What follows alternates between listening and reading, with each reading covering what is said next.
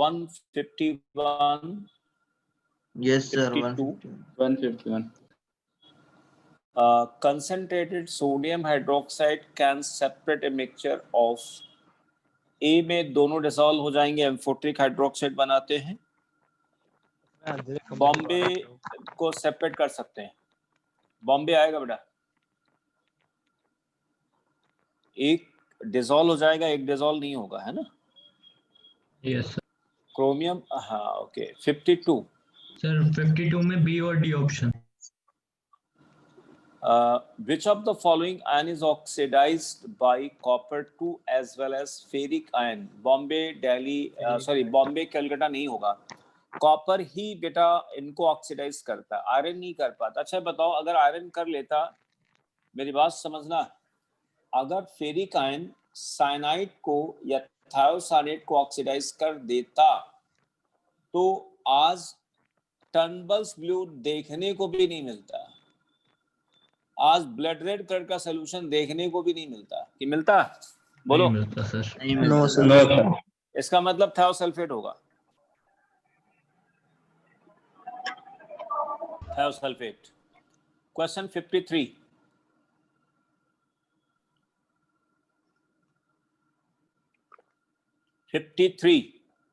No sir.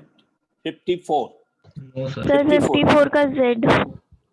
मैं समझा देता हूँ। 54 में लिखा है sodium salts of pseudo halides XYZ form colourless solution in water. ठीक है, स्यूडो हैलाइड्स कलरलेस, कोई खास बात नहीं।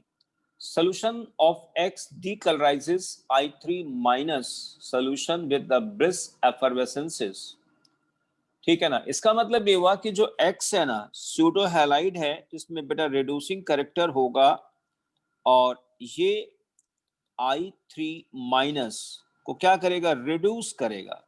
अगर ये रिड्यूस करता है तो ये बन जाएगा I माइनस और अपना ऑक्सीडाइज हो जाएगा X2 में। इसका मतलब अपना ऑक्सीडाइज हो रहा है। अब ये ब्रिस्क एफरवेसेंसेस का मतलब हुआ कि ये वो स्यूडो हैलोजन होगा जो जल्दी से गैसेस फेज में जा सकता है। अच्छा, solution of Y gives an intense red color with the ferric ion, यानी यहीं से पता चल गया Y बेचा क्या हो गया? थायोसानेट हो गया। ठीक है ना? and Z gives an intense blue color on reaction with solution containing both this and this। इसका मतलब साइनाइड हो गया, Z हो गया साइनाइड। साइनाइड क्यों? फेरिक आयन और फेरस आयन अगर मान लिया दोनों बेटा है और आपने साइनाइड डाल दिया तो मान लिया चलो फेरोसाइनाइड बन गया। फेरोसाइनाइड बना तो फेरोसाइनाइड ने फेरी के साथ कंबाइन करके ब्लू बना लिया, या फेरी ने कंबाइन किया तो फेरीसाइड बना, फेरो के साथ कंबाइन करके ब्लू बन गया। इसका मतलब ये हुआ, इन्होंने बोला XYZ, तो इसका मतलब XYZ सी बॉम्बे आ गया, एजाइड है ना। इसका मतलब ये हुआ कि यहाँ पे जो N3 माइनस होगा ना बेटा, ये N3 माइनस, ये एजाइड ने क्या किया होगा? I को ऑक्सीडाइज कर दिया, I माइनस में अपना कन्वर्ट हो गया, ये हो गया N2। ठीक है, N2 हो गया। 55 सब 153 का कैलकाटा ऑप्शन नहीं हो सकता। In analysis of third group cations, if ammonium hydroxide is mixed before this one, then all cations of which group will be present along with the third group, fourth, fifth and sixth में तो कुछ है, 6 का magnesium hydroxide आ सकता है, 5th तो नहीं आएगा। और इन्होंने एक ऑप्शन दिया, इसका मतलब SCQ में एक ही ऑप्शन बनेगा बेटा। MCQ में फिर AC आ सकता है। हाँ AC आएगा, आ नहीं सकता, आएगा, A और C दोनों आएगा। ठीक है बेटा। एक्चुअली उसका एक रीजन ये कि नहीं, ठीक है, कोई दिक्कत। जनरली क्या होता है कि मैग्नीशियम हाइड्रोक्साइड का एक्चुअली केस भी थोड़ा हायर होगा, तो वो कह सकते हैं अमोनियम क्लोराइड में थोड़ा डिसोल्यूशन उसका हो जाता है, ऐसा है, इसलिए लेकिन AC आ सकता है बिल्कुल। क्वेश्चन 55 हो गया। 56 sir. Sir 56। An aqueous solution was prepared by dissolving a gas P into water. To this solution, mercurous nitrate was added. Black array mercury ammonia है। मर्क्यूरस ब्लैक दे दे मर यानी अमोनिया और कुछ है ही नहीं, है ना, क्योंकि अमोनिया के साथ डिस्प्रपोर्शनेशन हो जाएगा ना बेटा, मर्क्यूरस डिस्प्रपोर्शनेट करेगा बेटा। 57 Sir, 57 sir. 57 which of the following cation doesn't give precipitate with H2S in neutral medium? Fourth group वाला नहीं देगा, थर्ड वाला नहीं देगा, ए आ जाएगा। Sir, 55. An aqueous solution contains this is okay, aldehyde solution of this okay are available as a reagent. In which order these reagents will be added to precipitate each of three separately? तो पहले बेटा इसमें क्या डाल दो, NaCl डाल दो, NaCl डाल दोगे तो AgCl मिल जाएगा, हैं, और उसके बाद में आप डाल दो यहाँ पर क्या, सोडियम सल्फाइड डाल दो, और चाहे तो आप सल्फेट डाल दो, कोई दिक्कत नहीं, है ना। पहले सिल्वर को निकाल लो, सिल्वर के बाद बेरियम और निकल बचा, तो बेरियम का सल्फेट इंसॉल्युबल है, निकल का सल्फेट सॉल्युबल है, और बेरियम का सल्फाइड सॉल्युबल है, निकल का सल्फाइड इनसॉल्युबल है। ठीक, तो पहले आप यहाँ पर NaCl डालिए, आंसर डेली आ जाएगा। क्वेश्चन 57 हो गया, 58 59 59 sir. 59 So 60 58. 59 बेटा अभी बताया, 58. 59 अभी बताया, ध्यान दो। NaOH यूज होगा कि नहीं होगा, एक है बेसिक, दूसरा एम्फोटेरिक है, HCl यूज नहीं कर Yes, sir. सकते? एक बेसिक वाला है, क्या चीज, HCl sir. हेलो यार HCl क्या HCl. दिमाग लगा, दोनों क्लोराइड, दोनों डिसॉल्व नहीं हो जाएंगे क्या, दोनों क्लोराइड बन जाएंगे, दोनों रिएक्ट करेंगे नहीं करेंगे, दोनों रिएक्ट कर जाएंगे, Sir, 58. दोनों 58. रिएक्ट करके। Magnesium carbonate is not precipitated with the carbonate of the fifth group radical in the presence of this is okay, ठीक है, because अमोनियम क्लोराइड क्यों डाला जाता है, क्योंकि यहाँ पर कार्बोनेट कन्वर्ट हो जाता है किसमें, बाइकार्बोनेट में, ठीक है ना। ए ऑप्शन हो गया, मैग्नीशियम कार्बोनेट, ये गलत हो गया, magnesium carbonate is precipitated in the presence of, गलत हो गया, मैग्नीशियम सॉल्वेंट व्हाट, गलत हो गया, magnesium carbonate soluble in ammonium carbonate, ये बनेगा बेटा। ठीक, इसमें आपको ये वाला रिएक्शन बताया था ना, कि इसमें आपको हमने ऐसा बताया था कि अगर आपने कार्बोनेट ले रखा है और आपने अमोनियम आयन एक्सेस में डाल रखा है, तो ये बदल जाएगा किसमें, बाइकार्बोनेट में, और अपना बन जाएगा अमोनिया में, है ना। तो in the presence of ammonium ion, in the presence of ammonium ion, most of carbonate will convert into bicarbonate, और कार्बोनेट आयन का कंसंट्रेशन रिड्यूस हो जाएगा, जिससे मैग्नीशियम कार्बोनेट का पीपीटी नहीं बन पाएगा, क्योंकि इसका केएसपी हायर होता है। 61 okay, 60 106 doesn't undergo FeS insoluble है ना, हमको बताओ अगर FeS सॉल्युबल इनसॉल्युबल, पहले इसका जवाब दो। सॉल्युबल है ना, ये इनसॉल्युबल, इनसॉल्युबल है वो ना, FeS बेटा इनसॉल्युबल हुआ, अगर इनसॉल्युबल है इसका मतलब हाइड्रोलाइज कर ही नहीं रहा है, हाइड्रोलाइज कर जाता तो नहीं, बाकी ये तीन एल्यूमिनियम, क्रोमियम और मैग्नीशियम के सल्फाइड हाइड्रोलाइज हो जाते हैं बेटा। Sir, FeS insoluble कैसे? क्यों, अरे डी ब्लॉक का मेटल, तुम लोग क्या बार बार बात पूछते हो, है क्रोमियम का सल्फाइड जो है वो हाइड्रोलाइज हो जाएगा। फिर नेक्स्ट 61, और अभी आपको उसके साथ बताया कितना सारा, उसमें चार्ट डिस्कस किया, क्लासिफिकेशन बताया, सब बताया उसमें। 61 सर। सर सी है क्या, सोडियम मोर सॉल्ट क्या है, what is Mohr salt, Mohr salt है ferrous sulphate, ammonium sulphate .6 water,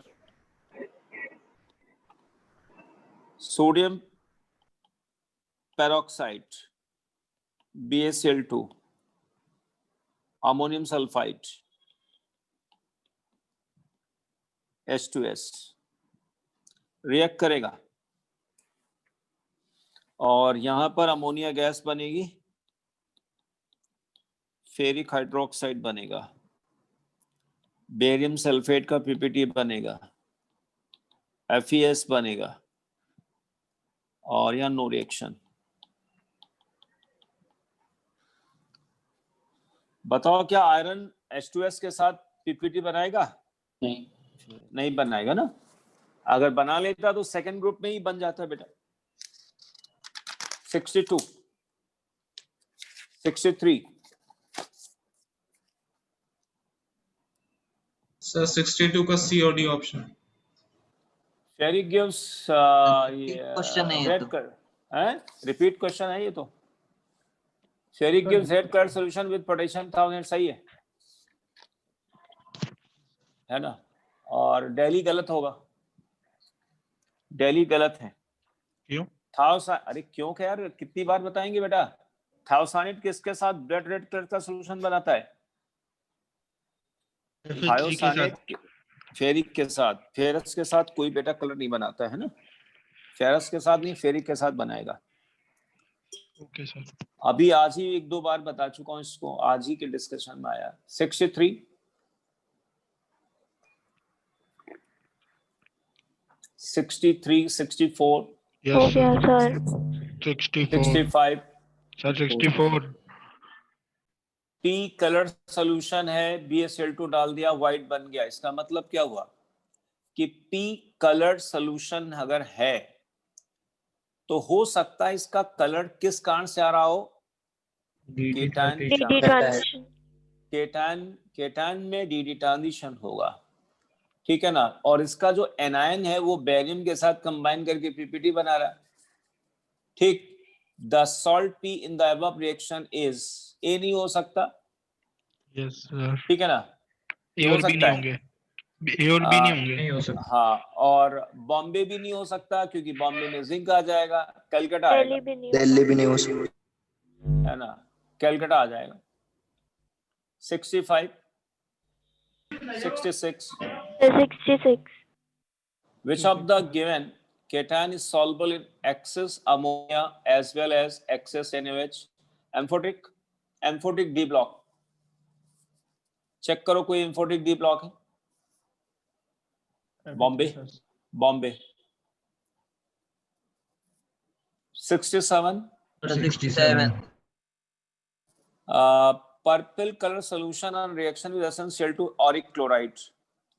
ये आएगा यहाँ पे, ऑरिक क्लोराइड है, इसका रिएक्शन SnCl2 के साथ होता है, SnCl4 बन जाएगा प्लस गोल्ड बन जाएगा, ये कोलाइडल गोल्ड। सर ये वाली रिएक्शन अभी आई नहीं है ना? नहीं, मेटलर्जी के हैं। गोल्ड कोलाइडल गोल्ड बन जाता है, और कोलाइडल गोल्ड में वैसे तो ये इनर्ट पेयर इफेक्ट ही है, कोई खास रिएक्शन नहीं है। गोल्ड आ गया, और ये पर्पल ऑफ कैसियस बोलते हैं इसको, पर्पल कलर। ये जो कोलाइड सॉल्यूशन बन जाता है ना, यस सर। इसमें क्या है, चलो पूरे बता देते। ये पहले ऐसा हुआ, ऐसे सोचिए, ये तो रिडक्शन हो गया, गोल्ड रिड्यूस हो गया मेटालिक गोल्ड में, और SnCl4 बन गया है ना। और अब इस SnCl4 का हाइड्रोलिसिस हो गया, तो SnOH4 बन गया, N+HCl आ गया। तो ये जो गोल्ड बेटा बना था ना, यही गोल्ड इस पर एड्सॉर्ब हो जाता है ना। गोल्ड एड्सॉर्ब और SnOH4, और ये आपको कैसा दिखता है? पर्पल। इसको नाम दिया जाता है purple of Cassius, purple of Cassius. एक साइंटिस्ट थे जिनका नाम था कैसियस, उन्होंने ऐसा बनाया था, इसलिए नाम पड़ गया, पर्पल ऑफ कैसियस कहा जाता है इसको। 68, 69 सर 69 69 में देखो, सोडियम हाइड्रोक्साइड या अमोनिया डाला, पहले रेडिश ब्राउन पीपीटी आया, और अन्ना तो अमोनिया में डिजोल्व हो रहा है ना NaOH में डिजोल्व हो रहा है। इसका मतलब देखो एक तो डी ब्लॉक का है, पहले आप देखो ना मेटल हाइड्रोक्साइड कलर आ रहा है, इसका मतलब वो डी ब्लॉक का कैटायन है, लेकिन ना तो NaOH में डिजोल्व, इसका मतलब बेसिक है, और अमोनिया में डिजोल्व नहीं हो रहा। तो कौन ऐसा कैटायन है जिसका हाइड्रोक्साइड बेसिक हो लेकिन अमोनिया में डिजोल्व ना हो? बोलिए। Fe triple positive. Ferric, ferric, क्योंकि फेरस ग्रीन होता है, फेरिक ग्रीन होता है। 68 सही तो है बेटा। बेरियम क्रोमेट येलो आएगा, इसमें क्या दिक्कत है? बेरियम क्रोमेट येलो है ना, और बेरियम में कोई ऐसी पोलराइजिंग पावर है भी नहीं, तो येलो आ जाएगा। 70 72. BaCl2 was added to a sodium salt solution and white PPT was obtained. This PPT is not solvent dilute distillate, sulphate हो गया। बस यहीं से आंसर मिल गया, सल्फेट। बेरियम का PPT जो डाइल्यूट डिस्टिल में डिसॉल्व ना हो, सल्फेट। 71 72 72 में हमको ये बताओ रिडॉक्स किसके साथ हो सकता है? बोलिए। लेकिन उन्होंने लिखा X can not be, chloride नहीं हो सकता है, बाकी ये सब तीनों हो सकते हैं। क्लोराइड क्यों नहीं हो सकता है? अरे यार क्लोराइड में वीक रिडक्टेंट है ना, तीनों तो रिड्यूस करते हैं, I माइनस, साइनाइड और थायोसाइनेट, ये तीनों करेंगे कॉपर 2 के साथ। ठीक है, क्लोराइड की रिड्यूसिंग कैरेक्टर बहुत कम है। जब सोचो क्लोराइड को डाइक्रोमेट स्टैंडर्ड कंडीशन में ऑक्सीडाइज नहीं कर पाएगा। अभी आपको क्रोमाइल क्लोराइड टेस्ट बताया था ना, याद होगा आपको। Yes, क्रोमाइल क्लोराइड टेस्ट में फ्यू ड्रॉप लेते थे, वहां क्लोरीन गैस नहीं बनती है ना। 73 ए ऑप्शन सर। 73 ए में क्रोमेट बनेगा, क्रोमेट अल्कलाइन मीडियम है और हाइड्रोजन पेरोक्साइड है, क्रोमेट मिल जाएगा। सर Na2O2 बी में आता है तो FeS कैसे का सोचना चाहिए? Na2O2 है क्या? मैं कितनी अब तक हमारे कल 10 बार तो क्वेश्चन आ गए होंगे Na2O2 के, क्यों? और 10 बार मैंने डिस्कस किया। NaOH नहीं, plus डाउट H2O2। क्यों आया? डाउट इसलिए आ रहा क्योंकि तुमने जब हमने बताया ध्यान ही नहीं दिया, सोचा चलो फिर देखेंगे। ये तो सोचा ना कि 10 बार बताने पर अगर नहीं समझ में, इसका मतलब क्या है? Na2O2 को पानी में डालो, क्या होगा? बोलिए, हाइड्रोलिसिस कराइए, इसका क्या बनेगा? NaOH प्लस H2O2 है ना। आज भी बताया मैंने, आज अभी मोर सॉल्ट वाला था, आज भी बताया मैंने आप इसको। तो यानी हाइड्रोजन पेरोक्साइड है, और हर डिस्कशन में आ रहा है, डेली डिस्कशन में। H2O2 है, H2O2 का अल्कलाइन सॉल्यूशन समझ लीजिए। तो ए में क्रोमेट आएगा, बी में FeS का PPT आएगा, सी में किसका? सी बताओ बेटा, किसका PPT आएगा? सी में देखो सुनो, यहाँ पे पहले ऐसे सोचेंगे, हाइड्रोजन पेरोक्साइड है ना, हाइड्रोजन पेरोक्साइड का फंक्शन बताओ क्या है? Oxidising character. देखो ऑक्सीडाइजिंग भी होता है, रिड्यूसिंग भी होता है, लेकिन डोमिनेंट कैरेक्टर्स का ऑक्सीडाइजिंग होता है। चलो एक ओके बात। अब ये ऑक्सीडाइज करेगा तो किसको कर सकता है? Mn को। Mn को।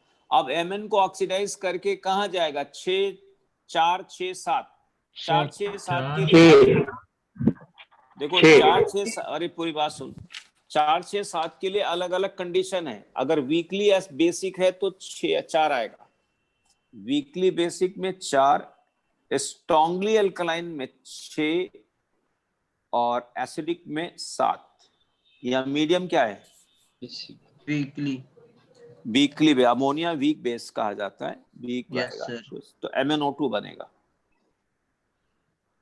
चलो दिल्ली में प्रोडक्ट बताओ, दिल्ली का प्रोडक्ट बताओ क्या बनेगा? फेरिक हाइड्रोक्साइड बनेगा, फेरिक हाइड्रोक्साइड बनेगा, है ना। क्वेश्चन 74 बोलो। 74 देखो 74 में ध्यान दीजिए, which metal sulfide is soluble in excess of ammonia, Delhi आएगा क्योंकि ABC नहीं हो सकता। ABC क्यों नहीं हो सकता? देखिए ZNS आपको याद होगा, ZNS, MNS और FES ये फोर्थ ग्रुप के बेसिक रेडिकल्स हैं। ये फोर्थ ग्रुप में प्रेसिपिटेट होते हैं, और जब फोर्थ ग्रुप में प्रेसिपिटेट होते हैं उस समय सोल्यूशन में क्या क्या होता है? उस समय सोल्यूशन में होता है अमोनियम क्लोराइड होता है और अमोनिया सोल्यूशन होता है। तो जरा ये बताओ हमको कि अगर अमोनिया सोल्यूशन में ये बनते हैं तो क्या कभी अमोनिया सोल्यूशन में डिसॉल्व होंगे?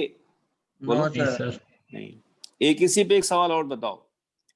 मैं आपसे कहूं बेटा PBS, CUS, bismuth sulphide, CDS ये डाइल्यूट HCl के साथ रिएक्शन करेंगे या नहीं करेंगे, और H2S गैस बनेगी नहीं मिलेगी? इस पे जवाब नहीं दो। मिलेगी सर। नहीं नहीं मिलेगी, मिलेगी। नहीं मिलेगी सर। क्योंकि इस ये क्या होगा, ये सेकंड ग्रुप के हैं, HCl की प्रेजेंस में बनते हैं, HCl की प्रेजेंस में बनते हैं।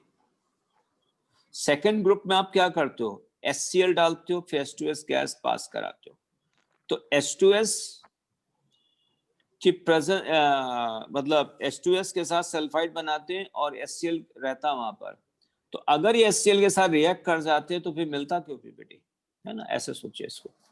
क्रोमियम सल्फाइड क्यों हो जाएगा? क्योंकि क्रोमियम सल्फाइड को जैसे बेटा पानी में डालोगे ये तुरंत कन्वर्ट होगा क्रोमियम हाइड्रोक्साइड में, और क्रोमियम हाइड्रोक्साइड एक्सेस अमोनिया के साथ कॉम्प्लेक्स बना लेगा, Cr अमोनिया होल 6 बना लेगा। ठीक।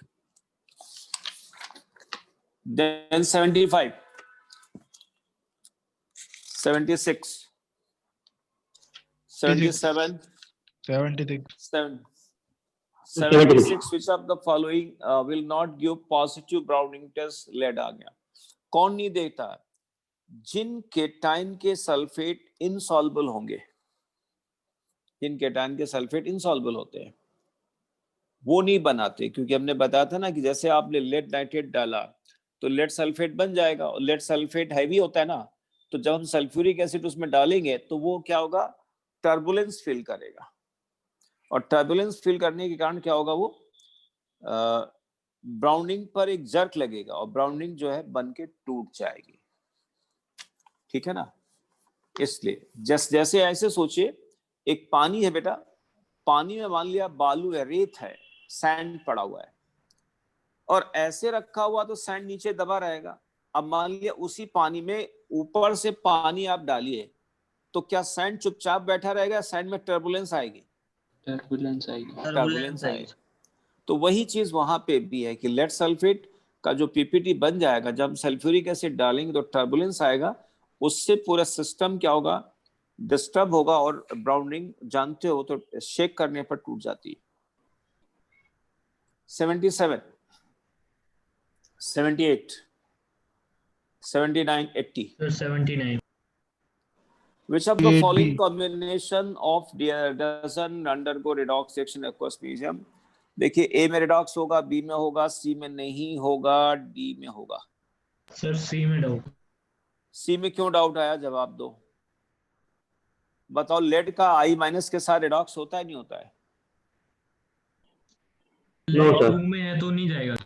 हैं? सर लेड 2 में है ना, तो वो 4 में नहीं जाना चाहेगा क्या? अरे क्या बेटा बोल रहा है? तो सही तो है ना?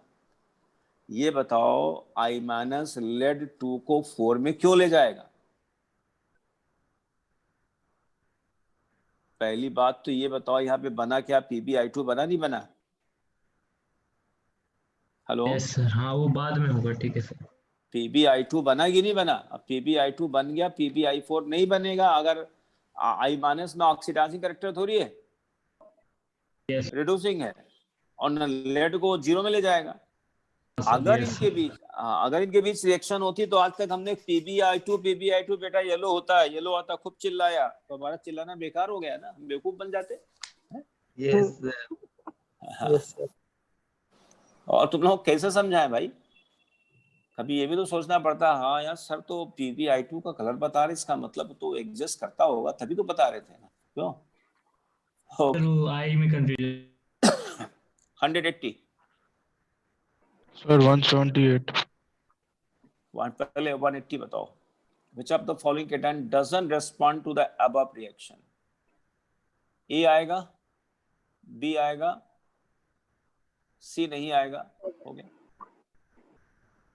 है ना. और 178 में which of the following metal hydroxide is not soluble in excess ammonia? Excess ammonia में कौन डिसॉल्व नहीं होते, बताओ मेरे को जिसने सवाल पूछा है. बोलो क्या बताया था बेटा. भाई एक्सेस अमोनिया तो अमोनिया में डी वाला ही डिसॉल्व होगा, तो कोई डिसॉल्व होगा नहीं. लेकिन डी में सभी डिसॉल्व नहीं होते. Exception Fe2 plus Iron, manganese. M N अब आ गया सवाल, नहीं आया. 78.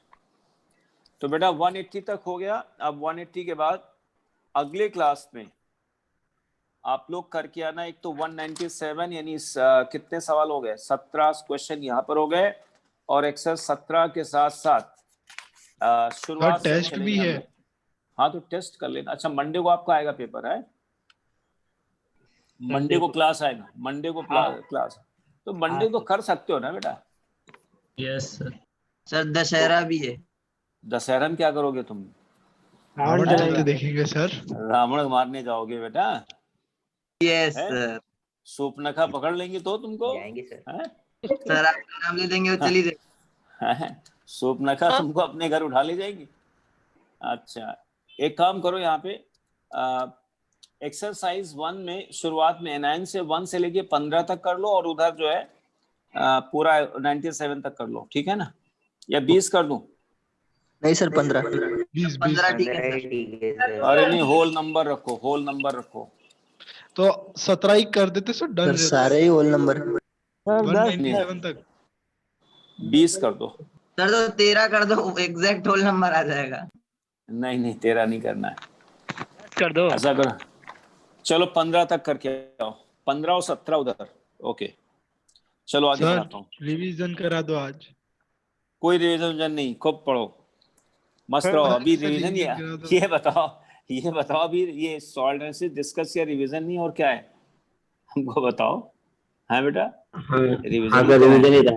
पेपर में सर आपने बोला था एक्सरसाइज 1 में शीट खोल लिया करो, अब पेपर में क्या खोलेंगे? पेपर में इतना हाँ, आसान सर. क्वेश्चन आएगा कि आप बता ही लोगे बेटा. हैं ये अरे बताओ. सर आप अभी- नंबर एक के थे हो.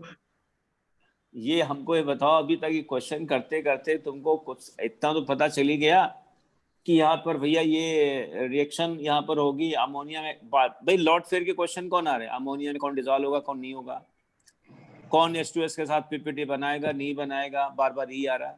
Na2O2 के साथ कौन रिएक्शन कर रहा है, कौन नहीं हो रहा है. भाई गिने चुने रिएजेंट है बेटा, है ना. यस चलो. सर.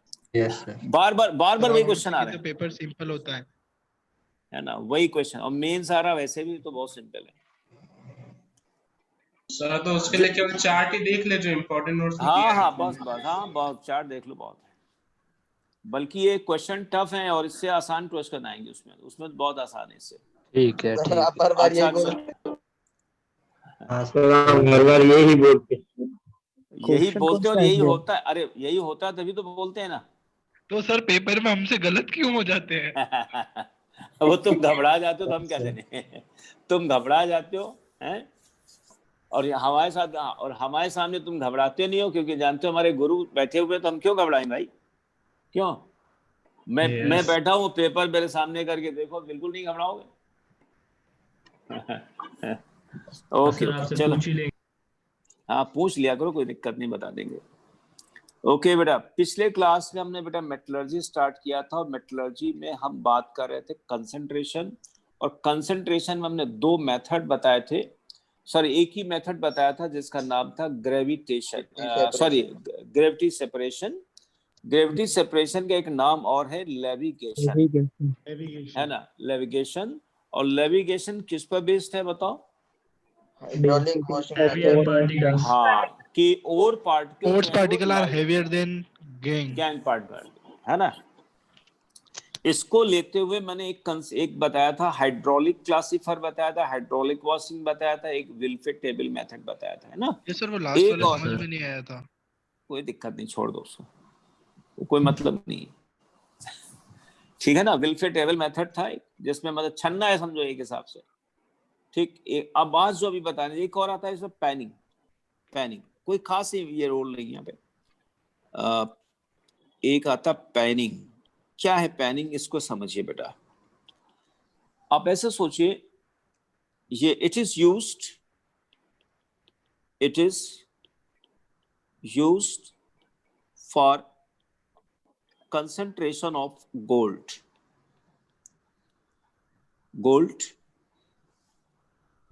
and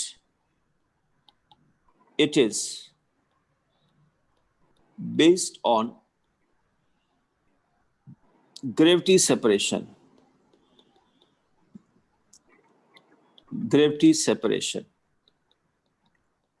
इसको ऐसा सोचिए बेटा, गोल्ड के आज जो डिपॉजिट्स मिलते हैं, गोल्ड एलिमेंटल फॉर्म में मिलेगा, बोलिए बेटा। Yes, sir. Native form. Gold elemental form में मिलता है, तो अगर वो एलिमेंटल फॉर्म में मिलता है, इसका मतलब हुआ कि जब अर्थ बनी हुई होगी तब हम मान सकते हैं तभी गोल्ड का ओरिजिन हुआ होगा। और गोल्ड का मास भी थोड़ा ज्यादा है, हेवियर है, डेंस है।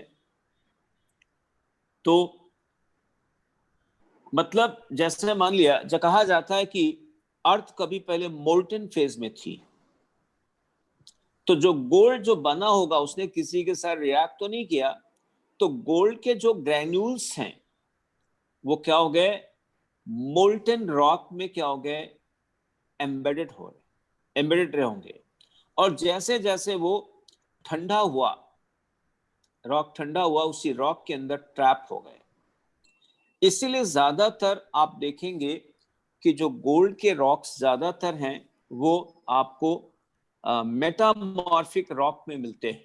मतलब जो मेटामॉर्फिक रॉक में, जैसे ऐसे सोचिए बेटा, जैसे यहाँ स्क्रीन पर आप लोग देखिए, मान लिया ये एक ऐसे रॉक बना दिया।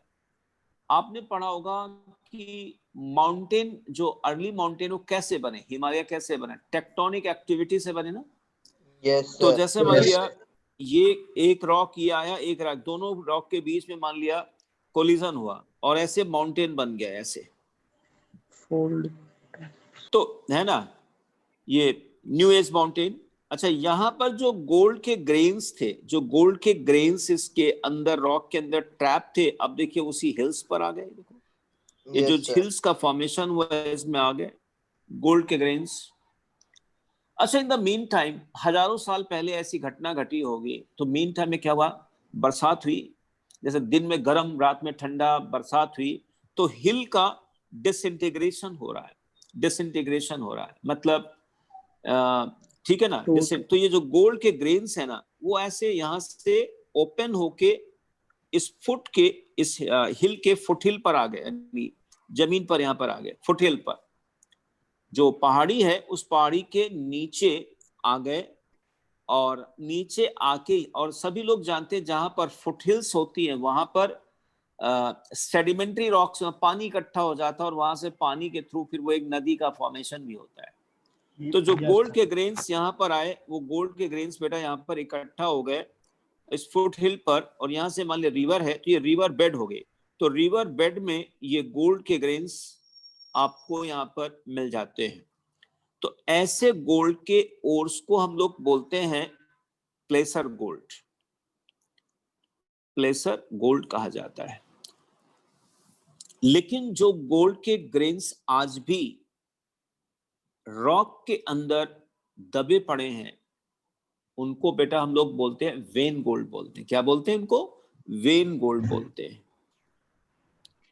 When gold. जैसे इंडिया में गोल्ड माइन जानते होंगे सब लोग बेटा, Kolar gold mines. Yes sir. वो कर्नाटक में है, और वो एक मेटामॉर्फिक, वो क्या है मतलब मतलब जो गोल्ड जो ग्रेन्स है वो मेटामॉर्फिक रॉक के अंदर, मतलब deepest mine in the world है।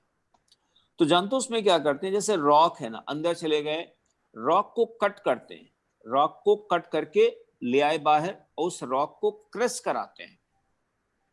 मान लीजिए जैसे एक इतना बड़ा एक टुकड़ा रॉक का ले आए, उसमें मान लीजिए बीच बीच में कहीं गोल्ड के ग्रेन्स मान लिया हैं, तो इस रॉक को क्या करेंगे, क्रश करा देंगे। क्रश कराने के बाद क्या होगा, बिल्कुल जब पाउडर फॉर्म में आ जाएगा, ठीक है ना, इससे फिर गोल्ड वो निकालेंगे। अब जैसे मान लीजिए ये वाला जो प्लेसर गोल्ड है, ये मिलता है साउथ अफ्रीका में। साउथ अफ्रीका में रिवर बेड्स में इनकी अवेलेबिलिटी होती है। अच्छा, तो को गोल्ड यानी और कोई भी हो, चाहे वो प्लेसर गोल्ड हो चाहे वेन गोल्ड हो, तो जानते हो बेटा क्या करते हैं, इधर देखिए, ये एक हमने बीकर ले लिया, सपोज करिए एक बीकर या एक ऐसे वेसल ले लिया, इसके अंदर हमने पानी डाल दिया, ये पानी डाल दिया, और वाटर डालने के बाद इसमें हमने क्या किया, वेन गोल्ड को पाउडर्ड स्टेट में, पाउडर्ड वेन गोल्ड और प्लेसर गोल्ड को डाल दिया इसके अंदर, और डालने के बाद इसमें ऐसे वेल्डिंग मोशन करा देते हैं, मतलब इसको पानी को रोटेट करा देते हैं, वेल्डिंग मोशन करा। जब वेल्डिंग मोशन कराएंगे तो हमको बेटा ये बताओ, एक मिनट, डेंसिटी ऑफ सिलिका आती है 2.5 ग्राम पर सीसी, और डेंसिटी ऑफ गोल्ड आता है 19.2, है ना, 3। तो जब वेल्डिंग मोशन कराएंगे तो हमको ये बताओ बेटा, कौन देर तक वेल्डिंग मोशन करेगा, सैंड या granules of the gold? Sand. और जैसे सैंड, चिल्लाओ नहीं, तो जैसे यहाँ पर क्या होगा, गोल्ड के ग्रेन्स क्या होंगे, यहाँ पर ऐसे नीचे सेटल डाउन होंगे, और सैंड जो है वो वेल्डिंग, और जैसे वेल्डिंग मोशन कर रहा हो उसी समय आप पानी को पोर कर दो, तो जब पानी को पोर करोगे तो जानते हो क्या होगा, पानी के साथ साथ बहुत सारी सैंड जो है वो क्या होगी, निकल जाएगी, और बॉटम पर आपको गोल्ड मिल जाएगा। फिर पानी डालिए, वेल्डिंग मोशन कराइए, और जब वेल्डिंग मोशन के वक्त ही आप क्या करें, उसको पोर कर दीजिए, सैंड और वाटर निकल जाएगा, और गोल्ड के ग्रेन्स नीचे सेटल डाउन होते जाए। इसको हम लोग बोलते हैं पैनिंग। हालांकि प्रोसेस कोई खास नहीं है, बट इसका नाम जानना जरूरी, क्योंकि गोल्ड हमारे सिलेबस में भी है इसका एक्सट्रैक्शन। तो इससे बेटा दो बातें हमने आपको बताई, गोल्ड नेटिव फॉर्म में मिलेगा, गोल्ड का और क्या है, नेटिव और है, उस और को क्या बोलते हैं, प्लेसर गोल्ड, वेन गोल्ड बोलते हैं। इनसे हम गोल्ड को कैसे कंसंट्रेट करते हैं, पैनिंग से करते हैं। पैनिंग किस कंसेप्ट पे बेस्ड है, ग्रेविटी सेपरेशन पे बेस्ड। बस ये हो गया, ठीक। अब इसके बाद हम बढ़ते हैं नेक्स्ट, मैग्नेटिक सेपरेशन। ये तो तुम लोग जानते होगे, मैग्नेटिक सेपरेशन, ठीक है ना।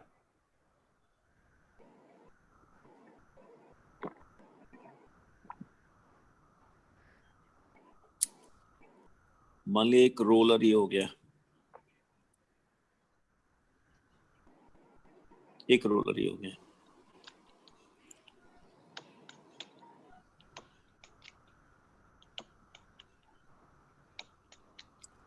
और यहां पर हमने डाल दिया, सपोज करिए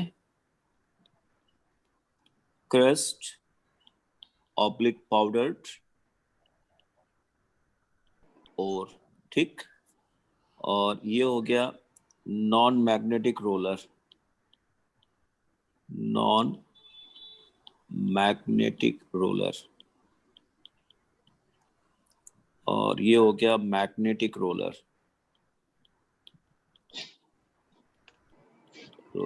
okay.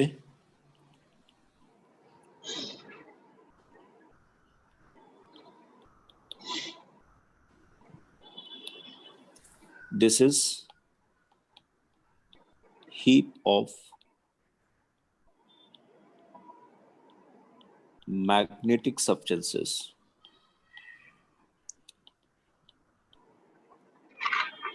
This is non-magnetic. Heap of non-magnetic.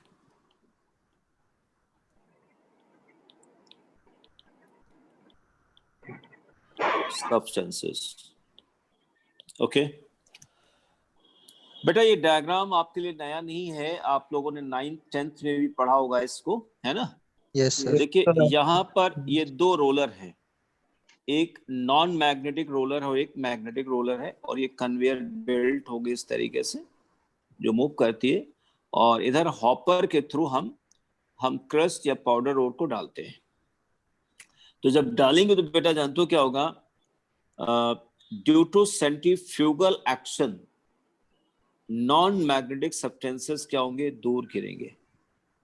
वहीं पर जो मैग्नेटिक सब्सटेंसेस हैं, यानी जो पैरामैग्नेटिक सब्सटेंसेस हैं, वो उन पर दो एक्शन काम करेंगे। सेंट्रीफ्यूगल एक्शन से तो बाहर जाना चाहेंगे, लेकिन मैग्नेटिक फील्ड उनको अपनी तरफ अट्रैक्ट करेगी, तो वो मैग्नेटिक रोलर के क्लोज पर वो गिरेंगे। और इस तरीके से हम मैग्नेटिक और नॉन मैग्नेटिक सब्सटेंसेस के बीच हम सेपरेशन कर सकते हैं फिजिकल मेथड में।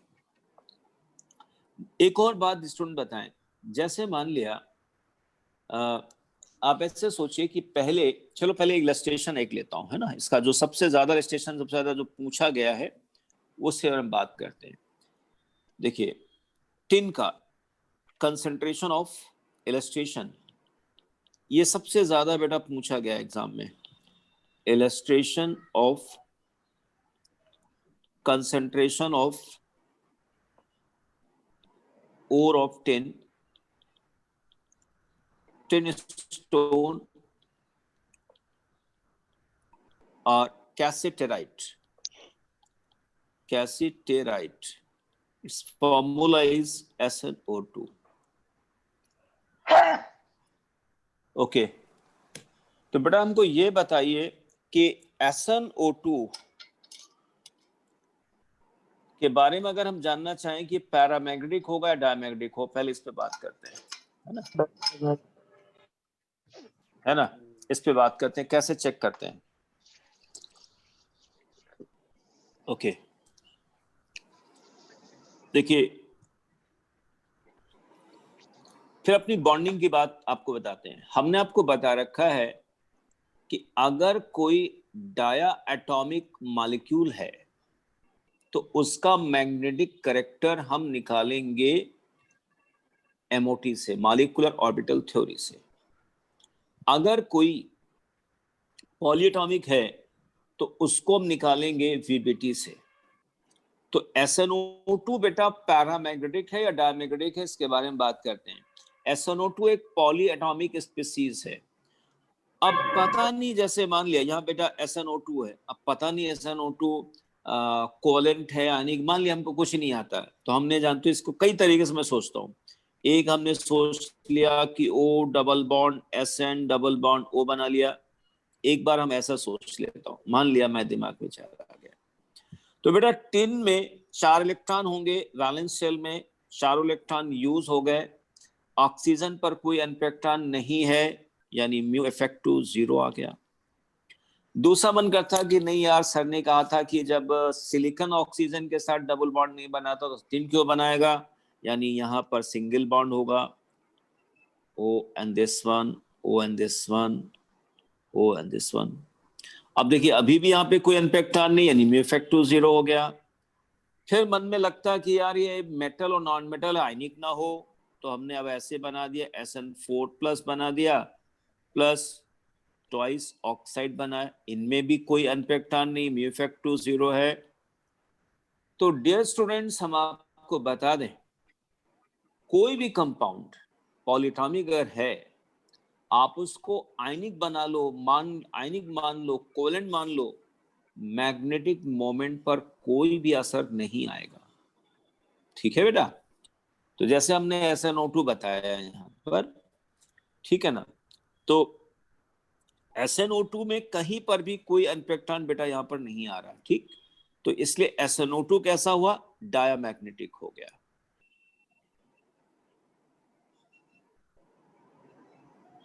Okay, SnO2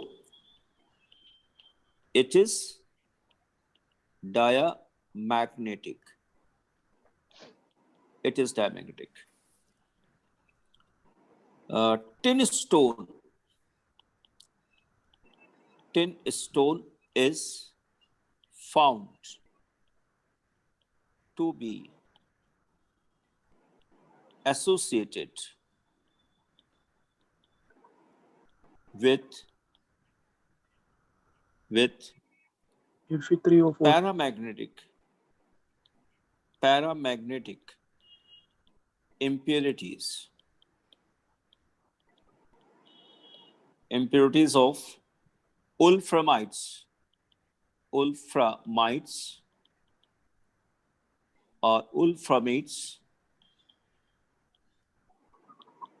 wolframates of iron 2 and manganese 2।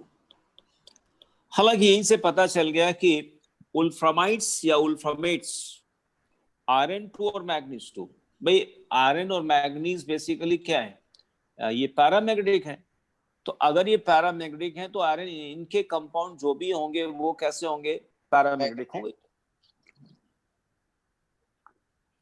वुल्फ्रामाइट्स क्या है उनके बारे में बात करते हैं। देखिए, क्रोमियम से बनता है क्रोमेट, मॉलिब्डेनम से बनता है मॉलिब्डेट, और वुल्फ्रम से बनता है वुल्फ्रामेट। ये वुल्फ्रामेट हो गया, ये वुल्फ्रामेट हो गया, और WO2- ये वुल्फ्रामाइट हो गया। ये वुल्फ्रामेट है, वुल्फ्रामेट, ये वुल्फ्रामाइट।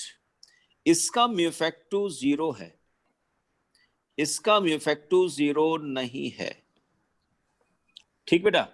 तो ये जो आयरन है ना, FeWO4, FeWO4, इसमें क्या है, आयरन 2D6, इसका म्यूफैक्टू 0, क्योंकि 6 है ना। वुल्फ्रम का ऑक्सीडेशन स्टेट 6 है, तो 6 स्टेट में कोई इलेक्ट्रॉन नहीं होगा। कि होगा बेटा? हेलो, वुल्फ्रम का कॉन्फ़िगरेशन क्या होगा? 4F14, बोलिए।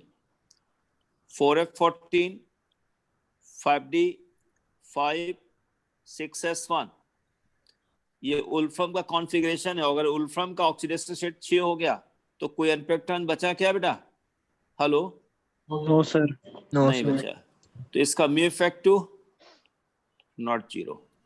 ऐसे ही स्टूडेंट्स, मैग्नीज की बात करें, मैग्नीज 2, 3D5 और WO4 वुल्फ्रामेट, इसका म्यूफैक्टू 0 आ गया, इसका म्यूफैक्टू नॉट 0।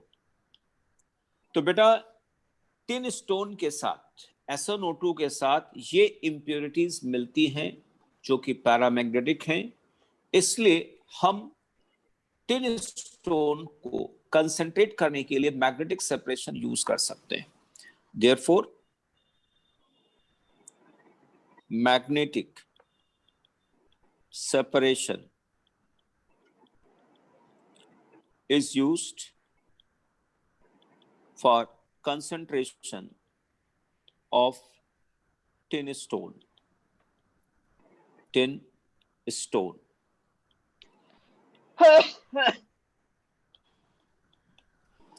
ठीक, एक और लिस्टेशन हम लेते हैं आयरन का, है ना। Main ore of iron, main ore of iron क्या है? हेमेटाइट है, हेमेटाइट, Fe2O3। इट इज, बेटा ये कैसा होगा? इट इज पैरामैग्नेटिक, सही है ना? It is paramagnetic. होगा ही नहीं होगा, बताएं। Yes sir.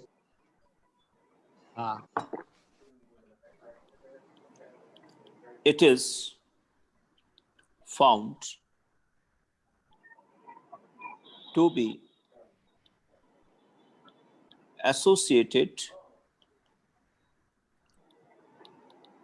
with diamagnetic impurity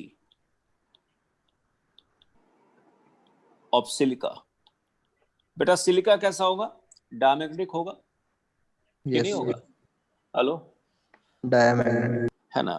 diametric होगा क्योंकि सिलिकॉन एक सिलिकॉन में 4 इलेक्ट्रॉन होंगे, चारों बेटा शेयर्ड हैं, देयरफॉर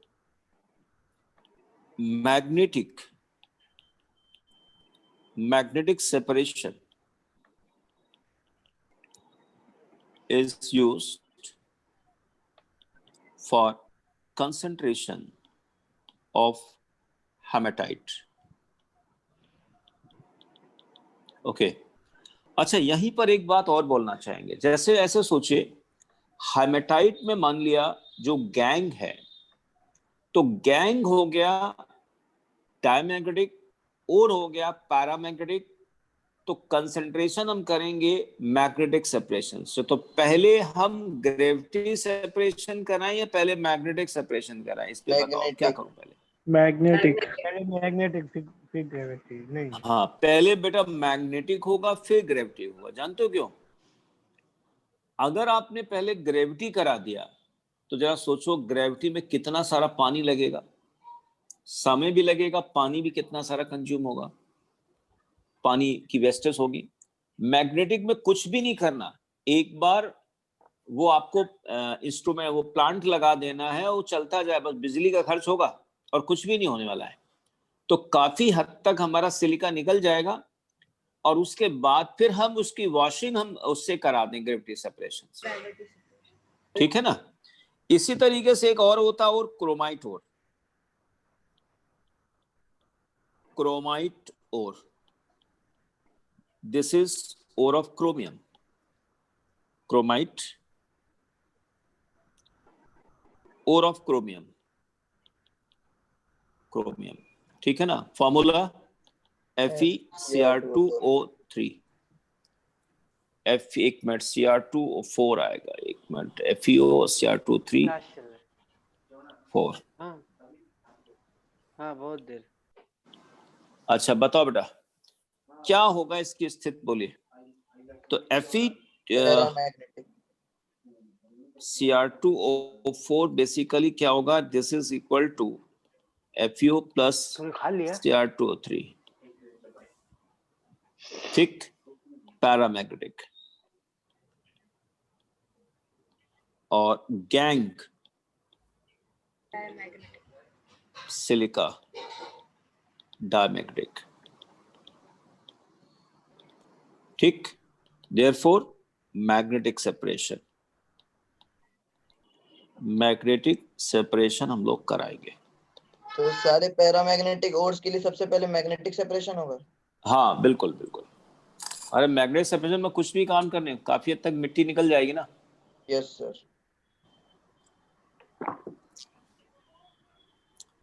बेटा इसके बाद नेक्स्ट आता है froth flotation process. Sir last slide 1। Okay इससे पहले वाले भी बता दीजिए सर। हो गया, आपने शॉट ले लिया? इससे पहले वाले भी सर एक। Yes sir.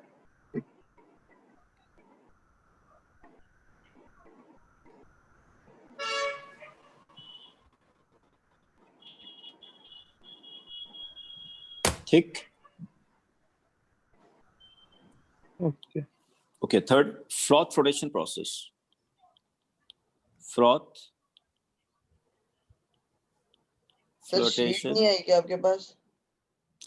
फ्लोटेशन प्रोसेस, ठीक है ना। ओके देखिए बेटा, पहले फ्रॉथ फ्लोटेशन के बारे में कुछ बातें समझिए और फिर देखिए। Froth flotation process is used for concentration of sulphide ores, ठीक है ना। किसके लिए यूज होगा? सल्फाइड ओर्स के लिए होगा। तो ये बात मैं लिखता हूं यहां पे, it is used for concentration of sulfide ores, ठीक। नंबर 1, एक तो ये पॉइंट हो गया। नंबर 2, इसमें कंसेप्ट जानते हो क्या लगता है? सुनिए ध्यान से। Sulphide ores are preferentially wetted by certain oils like pine oil, camphor oil, while gangue particles are preferentially wetted by water. Repeat कर रहा हूं. It is based on concept of or fact of कि sulfide ores are preferentially wetted by certain oils like pine oil, camphor oil, while gangue particles are wetted by water. ठीक है ना? It is based on concept that sulfide ores are preferentially wetted by certain oils like camphor oil, pine oil, while gangue particles are wetted by water. It is based on physical phenomenon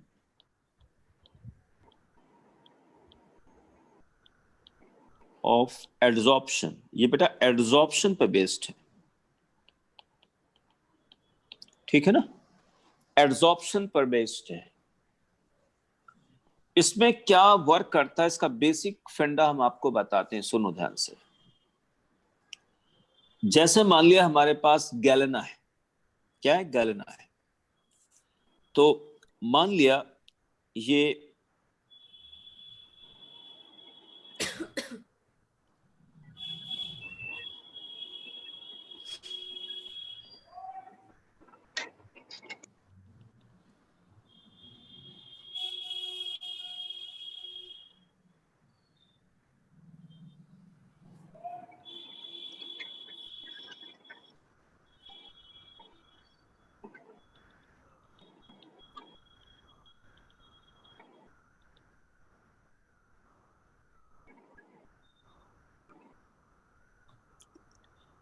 बेटा मान लिया इसको ऐसे सोचिए कि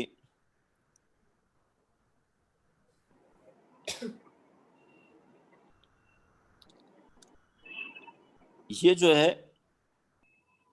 ये वाले particle हो गए पीबीएस यानी गैलेना, और ये जिसमें हमने रेड से ऐसे बना रखा ये है गैंग है, ठीक है ना? तो ये क्रस्ट, ये हो गया क्रस्ट, गैलेना हो गया, ठीक? ओके, अब ध्यान दें स्टूडेंट्स, इन दोनों को अलग करने के लिए काम कर सकते हैं. एक दो ऐसे सब्सटेंसेस लाऊं, ध्यान देना बेटा, दो ऐसे सब्सटेंसेस का एक मिक्सचर लाऊं जिस सब्सटेंसेस के मिक्सचर में ये क्या होगा, अटैच हो जाए, एक सब्सटेंस से ये अटैच हो जाए और दूसरे सब्सटेंस से ये अटैच हो जाए बी, और ए और B, A and B are immiscible हो. इमिसिबल, कुछ समझ में आया? Hello, yes sir. मान लिया ए और बी दो सब्सटेंसेस हैं, दो सब्सटेंस हैं जो आपस में इमिसिबल है. उनको दोनों को हमने क्या किया, इस क्रस्ट गैलेना के साथ ट्रीट किया. तो ए वाला पार्ट जो है वो मान लिया ए पार्ट गैंग के साथ अपने आप को एसोसिएट कर लेता है, और बी जो गैलेना है वो अपने मान लिया बी पार्ट से एसोसिएट कर लेता है, और ये दोनों आपस में भी इमिसिबल है, तो दोनों क्या होंगे बेटा, अलग अलग लेयर में चले जाते हैं और उनको हम अलग कर लेते हैं। ये बेसिक कंसेप्ट है इसके पीछे, को समझ में आया? अब इसी कंसेप्ट को मैं इलाबोरेट करता हूँ। देखिए कैसे काम करेगा।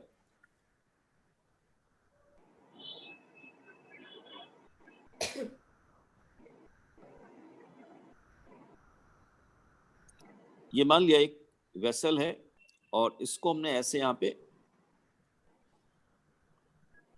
एक पार्टीशन दे रखा है, और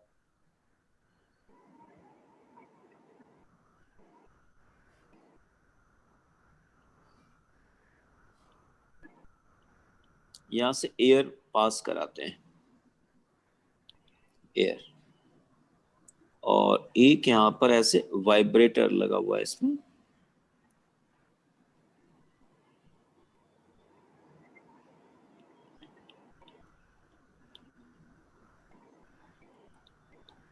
वाइब्रेटर, ठीक है ना। ये वाइब्रेटर आ गया, इसमें एयर आ गया, और यहां पर क्या क्या है, क्रस्ट, ऑब्लिक पाउडर्ड, और plus water, plus pine oil, plus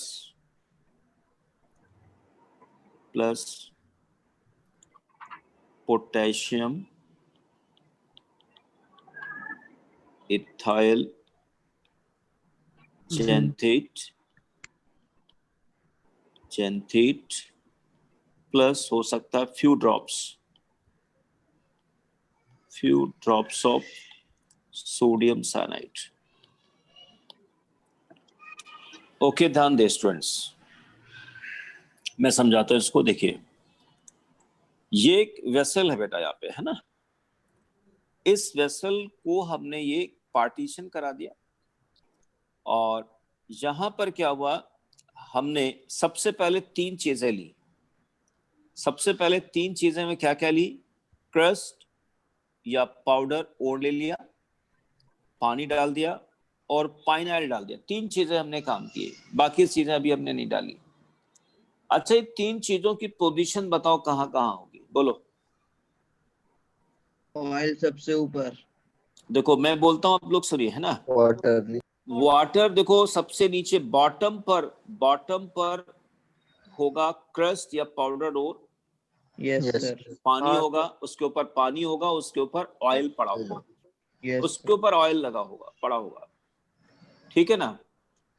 तो यहां पर क्या है, हमारा मकसद क्या था, ध्यान दीजिए। हमारा बेटा मकसद ये था, जो जैसे सब्सटेंस यहाँ पर ये है, तो मान लिया ये वाटर है, यहाँ पर हो गया वाटर, ये यहाँ पर पाइन ऑयल हो गया, बी पाइन ऑयल हो गया, ए वाटर हो गया, और वाटर और पाइन ऑयल आपस में मिसबल है कि नहीं, बोलो। वाटर और पाइन ऑयल आपस में मिसबल नहीं है। नहीं है, इनमिसिबल नहीं मिसबल है। लेकिन अब देखो, लेकिन अभी जो हमने बेटा अरेंजमेंट बनाया है, इस अरेंजमेंट में हमको बताओ, क्या पाइन ऑयल जिसको सल्फाइड ओर के कांटेक्ट में आना था, नहीं है, क्योंकि सल्फाइड तो नीचे पड़ा हुआ है और पाइन ऑयल ऊपर है। तो अब जानते हो हम क्या करेंगे, इसमें वाइब्रेटर रन करा देंगे। वाइब्रेटर एक रन करा दिया। वाइब्रेटर से जानते हो क्या हुआ, each drop of pine oil has been broken into large number of very fine droplets, बहुत सारी ड्रॉपलेट्स में बदल जाएगा। उससे क्या होगा, उससे सरफेस एरिया पाइनल का बढ़ गया, पाइनल का सरफेस एरिया बढ़ गया, और each and every fine droplet of pineal comes in contact with sulfide ore, ठीक है ना। यानी सल्फाइड ओर के कांटेक्ट इससे क्या हो, जब वाइब्रेटर रन करेंगे तो बेटा तीनों चीजें क्या होंगी, आपस में मिलेंगी। और जब तीनों चीजें आपस में मिलेंगी, आपको याद होगा कि जैसे मान लीजिए पीबीएस है, जैसे हमने बेटा पीबीएस बनाया था, देखो ये डायग्राम में पीबीएस बनाया, इसके कांटेक्ट में ये पाइन ऑयल आ गया, इसके कांटेक्ट में ये पाइन ऑयल आ गया, पाइन ऑयल आ गया, ठीक। और ये यहां पर क्या हुआ, पीबीएस हो गया, ये मान लिया पीबीएस, ये पाइन ऑयल हो गया। हमको ये बताओ कुछ फायदा मिला कि नहीं मिला ऐसा करने से? Yes sir. बोलो। मिल गया। कुछ तो मिला लेकिन नहीं मिला बहुत ज्यादा। क्यों? ये जो सल्फाइड और बीइंग हैवी फिर नीचे बैठ जाएगा, फिर नीचे बैठ गया, कोई फायदा नहीं मिला, नीचे बैठ गया। फिर अब जंतु क्या करते हैं, फिर एक काम करते हैं, इसमें एयर को पास कराया, एयर को पास कराया। तो जब एयर को पास कराएंगे तो क्या बनेगा, एयर बबल बनेगा, एयर बबल बनेगा, एयर बबल। ऐसे सोचिए, मेरी बात एक सुनना ध्यान से, एक बाल्टी में, एक बकेट में हम पानी ले लें और अपने हाथ से उसमें वाइब्रेट करें, तो क्या एयर बबल बनेगा? और अगर एयर बबल बनता है तो कितनी देर के लिए बनेगा, उसका जवाब दो। बनेगा थोड़ी देर, लेकिन सर थोड़ी 2 देर सेकंड्स के के लिए। लिए। फूट जाएगा। लेकिन कम टाइम के लिए। अच्छा, अगर मान लिया उसमें सर्फ डाल दूं और उसके बाद फिर वाइब्रेट करूं तो आप बहुत देर तक। तो बबल, 1 घंटे के लिए। अब तो एयर तो बबल फिर बहुत बहुत ज्यादा बनेंगे, लंबे समय के लिए बनेंगे। ऐसा क्यों हुआ, क्यों हुआ ऐसा, क्या कॉज है?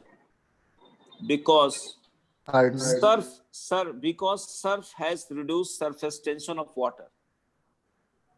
सर्फ ने सरफेस वाटर के सरफेस टेंशन को कम कर दिया, सरफेस टेंशन को कम कर दिया, समझ गए बेटा?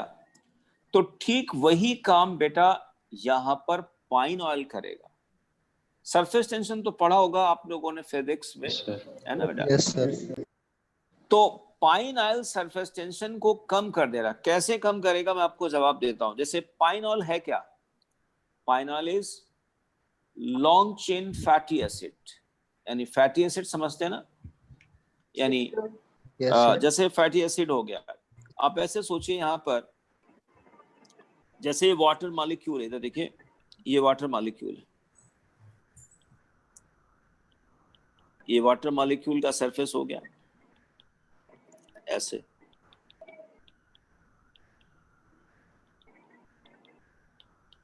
ठीक ऐसे, ये वाटर है मॉलिक्यूल।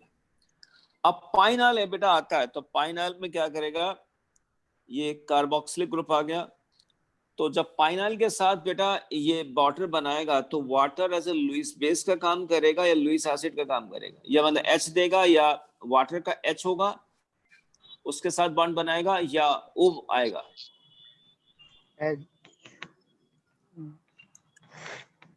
बोलो एच सर। एक मिनट, COH, पाइन ऑयल का H होगा R, ठीक है ना? और थोड़ा छोटा बना, यहाँ पे बड़ा सा हो रहा है, COH double bond O R, COH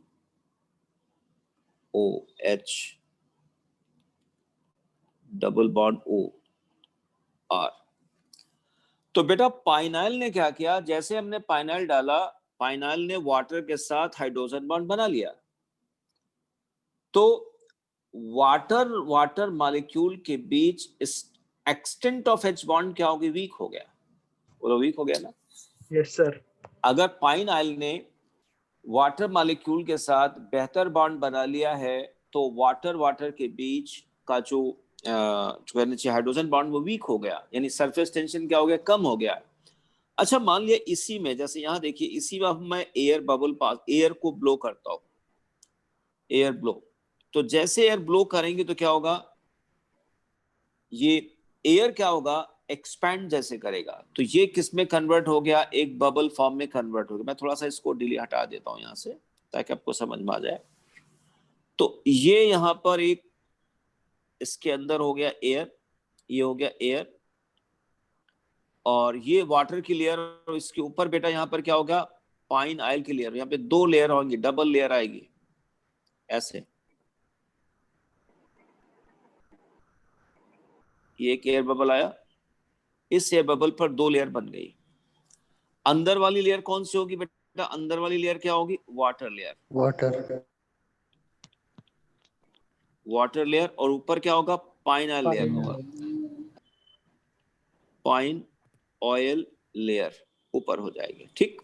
अच्छा, ये जो आर्क पार्ट लिखने हुए ना, देखो इधर बेटा, ये जो आर के पार्ट निकले हुए हैं, यहां तो मैंने कार्बोक्सिलिक ग्रुप को बगल बगल में, हालांकि बगल बगल में नहीं होंगे क्योंकि आर में कम से कम 10 या 10 से ज्यादा कार्बन होंगे। तो अगर आर में 10 से ज्यादा कार्बन होंगे तो क्या लंबी चेन ऐसे चोटी की तरीके से ऊपर उठी होगी, या क्रॉल वेल में पड़ी होगी, या क्रॉल फॉर्म में पड़ा होगा ऐसे, क्रॉल फॉर्म में ऐसे पड़ा होगा। मतलब ऐसा नहीं होगा कि यहाँ पे ऐसे निकला हुआ है कार्बन कार्बन कार्बन, ऐसे नहीं पड़ा होगा, ये क्रॉल फॉर्म में ऐसे पड़ा होगा। तो ये जो क्रॉल होके पड़ा हुआ होगा, तो आप हमको ये बताइए, एक स्मॉल बबल पर ऐसे कितने पाइन ऑयल के मॉलिक्यूल होंगे, बहुत कम ही होंगे ना, हेलो, कभी तो होंगे ना बेटा। तो ये जो आर पार्ट आया हुआ है, जो आर पार्ट यहाँ पर आया हुआ है, ये क्या होगा, ये एक एड्सॉर्ब करने के लिए सरफेस प्रोवाइड करेगा। आर पार्ट क्या करेगा, सरफेस प्रोवाइड करेगा। आर किसके लिए, सल्फाइड ओर के लिए। तो जैसे हम डालेंगे तो सल्फाइड ओर, अब ये बेटा यहां पर क्या होगा, इसके ऊपर एड्सॉर्ब हो जाएगा। ये देखिए सल्फाइड ओर यहां पर एड्सॉर्ब हो गया। यहां पर देखिए पीबीएस हमने बना दिया, देखो पीबीएस का पार्टिकल यहां पर आ गया, इसके ऊपर बैठ गया। जैसे से ना आपके दरवाजे डोरमैट होती है ना, डोरमैट, तो डोरमैट में आपने देखा फर लगे होते हैं ना, डस्ट पार्ट।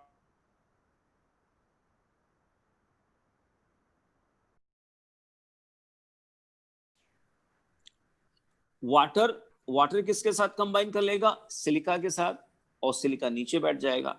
अब यहां लगेगा आर्किमिडीज प्रिंसिपल। आर्किमिडीज प्रिंसिपल ये लगेगा, पीबीएस तो हैवी है, वो पानी में डूब जाएगा, लेकिन वही पीबीएस अब इस एयर बबल के ऊपर एड्सॉर्ब हो चुका है। अब आर्किमिडीज प्रिंसिपल से एयर बबल क्या होगा, ऊपर आएगा कि नहीं आएगा, हेलो, यस सर, आएगा। ऊपर आया। तो ऐसे बहुत सारे यहाँ air bubble, millions of air bubble यहाँ इकट्ठा हो गए, बहुत सारे झाग बन गए यहाँ पे। और फिर एयर बबल, ये आ गया फ्रॉथ। फिर इस फ्रॉथ को हम बगल वाले कंपार्टमेंट में ले लेते हैं। जैसे बगल में लेंगे, ये झाग बुझ जाएगा, खत्म हो जाएगा। आपको यहां पर क्या होगा, कंसंट्रेटेड सल्फाइड और मिल गया, एंड प्लस थोड़ा सा पाइनल भी मिलेगा कि नहीं मिलेगा। पाइनल क्यों मिलेगा, क्योंकि एयर बबल वाला पाइनल मिल जाएगा। अच्छा, यस अब आगे बात सोचिए बेटा। एक बात और है, ये एक खतरा और बना हुआ, जानते हो क्या खतरा इस बात का बना हुआ, कहीं ऐसा ना हो कि ये एयर बबल जब नीचे उठकर ऊपर जा रहा है, कहीं रास्ते में अगर फूट जाए तो बेटा रास्ते में, जैसे मान ली ऊपर जा और रास्ते में अगर फूट जाए तो बेकार हो जाएगा सब।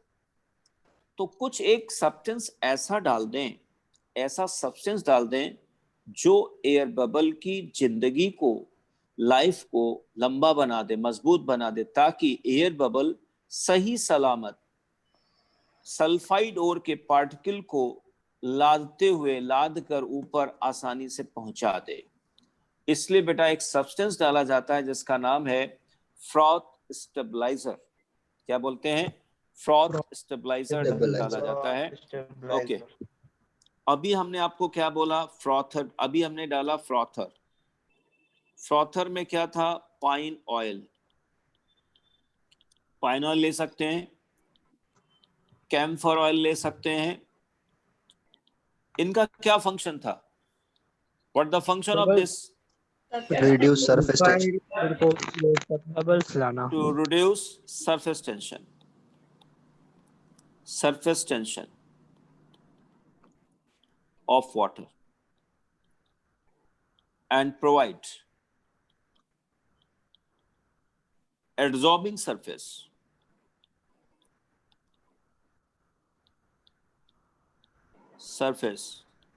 for sulfide ores. हालांकि ये फ्रॉथर है। आपको एक बात और बता दें, जब एनसीईआरटी पढ़ोगे तो एनसीईआरटी में पाइन ऑयल को कलेक्टर भी कहा है। क्या कहा है? कलेक्टर। कलेक्टर जानते हो क्यों कहा गया? Because it picks up, it collects by absorbing over it. Sulphide ore को कलेक्ट करता है, पिक करता है, इसलिए कलेक्टर भी कहा गया है। लेकिन इसका मेन फंक्शन क्या है?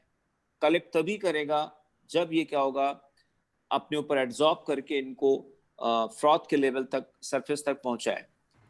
तो फ्रॉथर भी इसको बेटा कहते हैं, उसको कलेक्टर भी कहते हैं, रिमेंबर, है ना। कलेक्टर भी एनसीईआरटी में कहा गया। एक दूसरा टर्म आया फ्रॉथ स्टेबलाइजर। फ्रॉथ स्टेबलाइजर, इसके जो एग्जांपल्स हैं, क्रिसॉल, क्रिसॉल,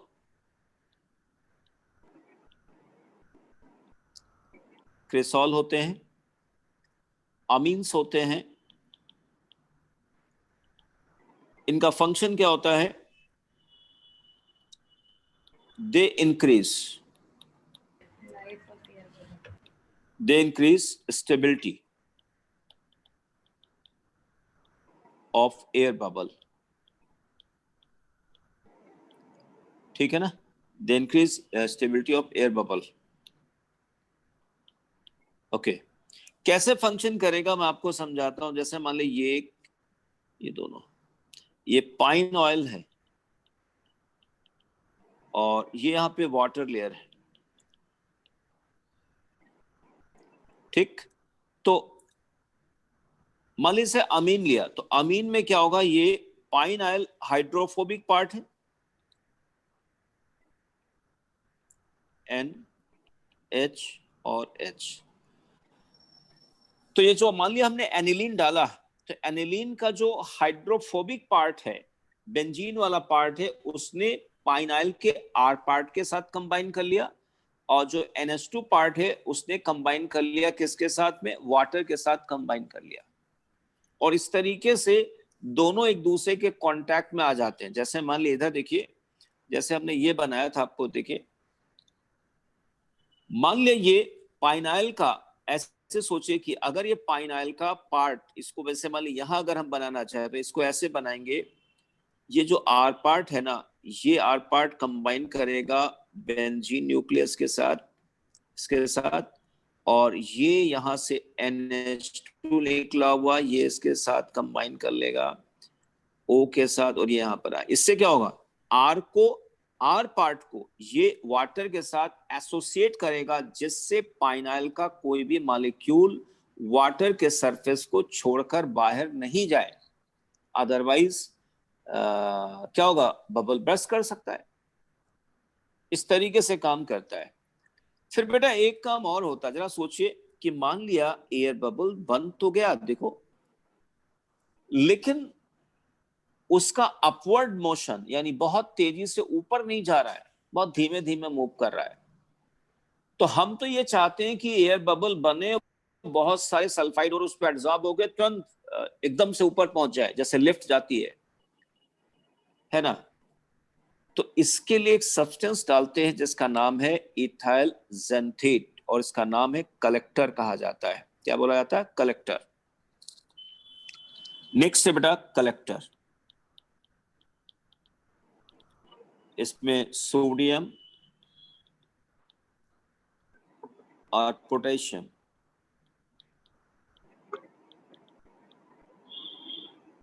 इथाइल ज़ैंथेट, सोडियम और पोटेशियम इथाइल ज़ैंथेट, है ना। इनका फंक्शन क्या होता है? it combines with sulfide ore and make them water repellent. देखिए पहले जेंथेट बता दूं क्या है, फिर जेंथेट का फंक्शन बताता हूं. जैसे मान लिया बेटा हमने इथिल अल्कोहल ले लिया, इथाइल अल्कोहल में कार्बन डाइसल्फाइड को पास करा दिया, कार्बन डाइसल्फाइड को हमने पास करा दिया, गलत उल्टा बना दिया मैंने,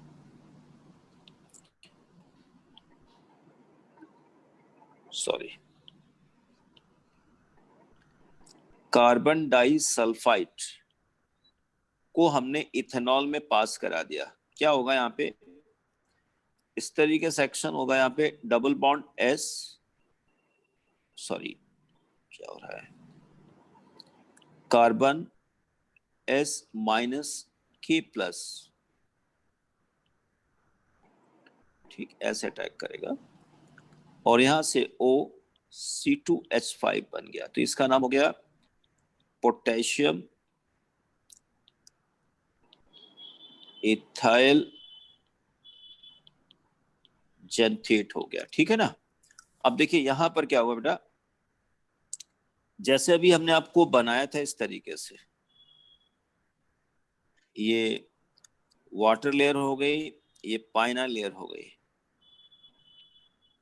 ठीक, और ये यहाँ पे सल्फाइड और आ गया है ना, ये मैंने इसको इस तरीके से बनाया होगा, यहाँ पे कुछ आर पोर्शन यहाँ पे लगा हुआ है. 1 मिनट इसको वहीं बता देता हूं.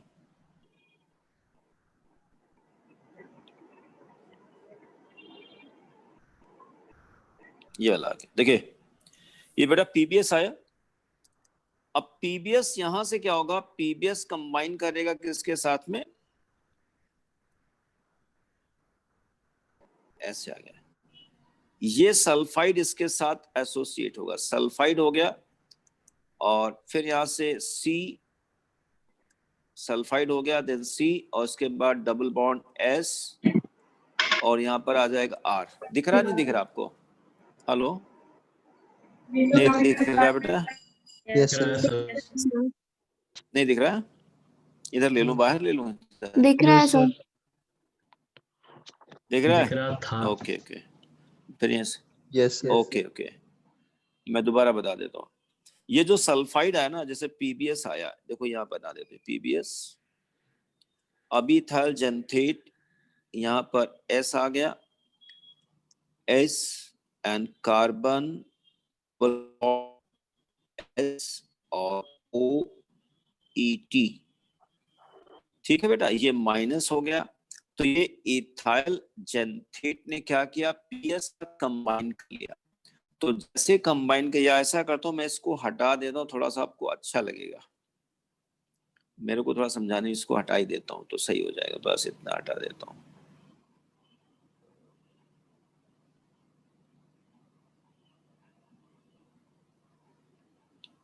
ठीक, ये आ गया सल्फाइड बेटा, इस पे माइनस चार्ज है, फिर आ गया कार्बन, और फिर यहां से ओ ई टी, और ये डबल बॉन्ड एस.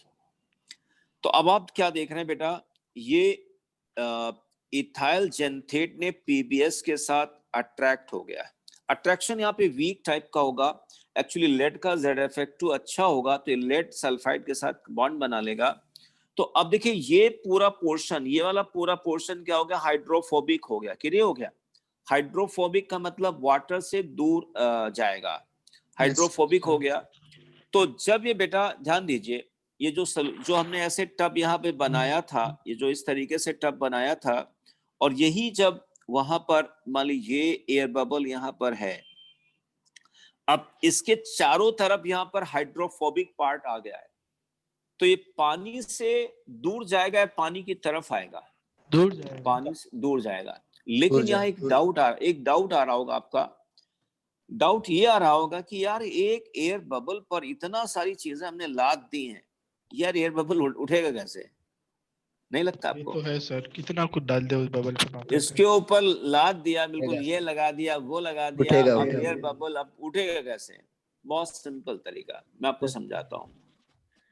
अच्छा एक बात बताओ बेटा, मान लिया किसी पर्सन का बॉडी वेट है 80 किलो, तो उस 80 किलो के आदमी को आप जमीन पर है तो हो सकता आप उठा ना पाए, लेकिन वही जब पानी में डूब रहा हो या डूब गया हो, जब आप उस पर्सन को पानी के अंदर उठाएंगे तो आप उठा लेंगे।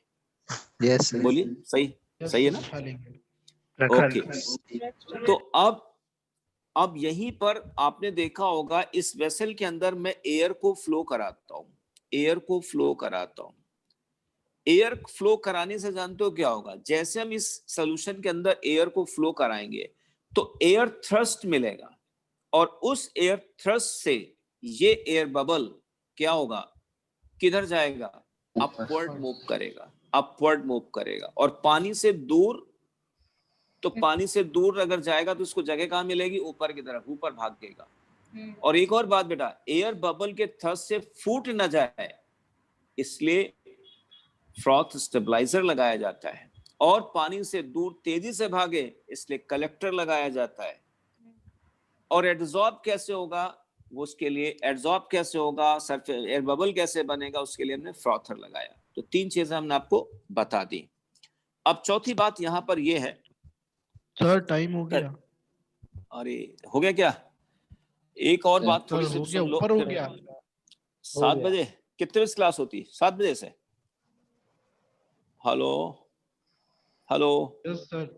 खत्म अभी कर दो दीजिए। चीजें और बतानी, एक है हाँ सर, कलेक्टर, एक बता है दीजिए। डिप्रेसेंट और एक है एक्टिवेटर। 2 चीजें बतानी है। 10 मिनट हाँ, लगेंगे अभी, बता दीजिए। 10 मिनट लगे। ओके बता। ओके। देखिए अगला बेटा यहाँ पर है, जैसे मान लिया, ऐसे सोचिए, नेक्स्ट डिप्रेसेंट डालते हैं। इसमें क्या डालते हैं? सोडियम साइनाइड या फिर पोटेशियम साइनाइड को डालते हैं। मान लिया बेटा पीबीएस के साथ जेडएनएस मिलता है। पीबीएस जहां कहीं मिलेगा जेडएनएस जरूर मिलेगा, जहां जेडएनएस मिलेगा वहां पीबीएस जरूर मिलेगा, वहां सिल्वर भी मिलेगा। तो ये हो गया और ये हो गया इम्प्योरिटी। तो यार एक बात बताओ, अगर हमें पीबीएस चाहिए, हमको पीबीएस चाहिए लेकिन वहां जेडएनएस की भी इम्प्योरिटी है, तो क्या होगा? पीबीएस के साथ जेडएनएस भी आ जाएगा। यस क्यों बेटा? सर। तो अब हम एक काम करते हैं, इसके लिए हम जानते हो क्या करें कि ये पीबीएस मेन और हो गया, मेन और हो गया, और प्लस जेडएनएस यहां पर क्या हो गई? इम्प्योरिटी हो गई। कुछ ऐसा डाल दें जिससे क्या हो, जेडएनएस वाटर सॉल्युबल हो जाए और पीबीएस उसके वाटर सॉल्युबल ना हो, ताकि ये फ्रॉथ फ्लोटेशन से अलग हो जाए। तो देखो जिंक डी ब्लॉक का केटायन है, लेड पी ब्लॉक का केटायन है, तो हमने बेटा क्या डाल दिया यहां पर? एक्सिस, सॉरी यहां पर पोटेशियम साइनाइड डाल दिया। क्या डाल दिया? पोटेशियम साइनाइड, सोडियम साइनाइड और पोटेशियम साइनाइड डाल दिया। क्या करेगा ये काम? पीबीएस तो रिएक्ट ही नहीं करेगा, इम्प्योरिटी। है ना, और ये रिएक्ट कर जाएगा, बन जाएगा K2, सोडियम बना लेते,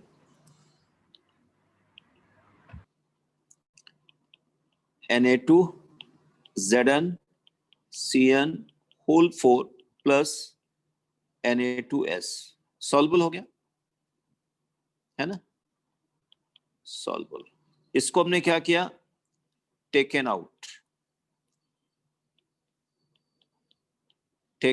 आउट बाय फ्रॉथ फ्लोटेशन। सही है ना?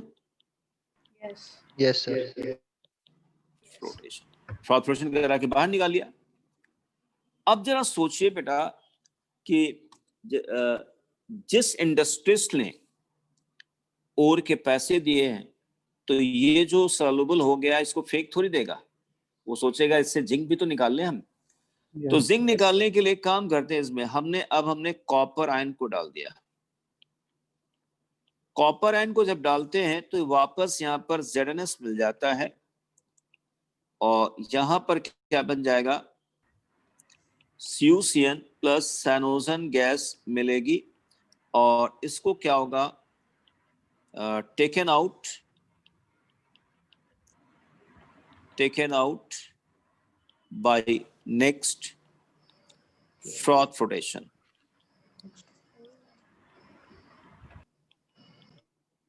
यानी पहले हमने PbS निकाल लिया, फिर उसके बाद कॉपर सल्फेट, इसको हम बोलते हैं बेटा डिप्रेसेंट, इसको बोलेंगे डिप्रेशन। तो लेकिन कॉपर डाल के फिर उसने अपना कॉपर अरे तो एक waste- बार, अरे चुप रहो, भी बताए थे।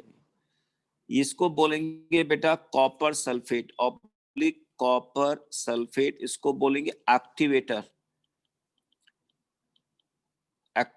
है ना। कैसे काम करेगा उसके बारे में बताते हैं आपको। Okay 1 minute. एक्चुअली सभी लोग जानते हैं कि जैसे ये कॉम्प्लेक्स है Zn whole 4 2 minus, it dissociates into its constituent ions according to Kf inverse value 4Cn minus। अब अगर हम मान लिए इसमें कॉपर आयन डाल दें तो जानते हो बेटा क्या होगा, ध्यान दें भाई, ये साइनो कॉम्प्लेक्स है, ये अपने डिसोसिएट करेगा। हमने कॉपर आयन को डाल दिया तो कॉपर आयन बेटा मान लिया साइनाइड के साथ रिडॉक्स कर बैठेगा, इसमें ऑक्सीडाइजिंग कैरेक्टर, इसमें रिड्यूसिंग कैरेक्टर है।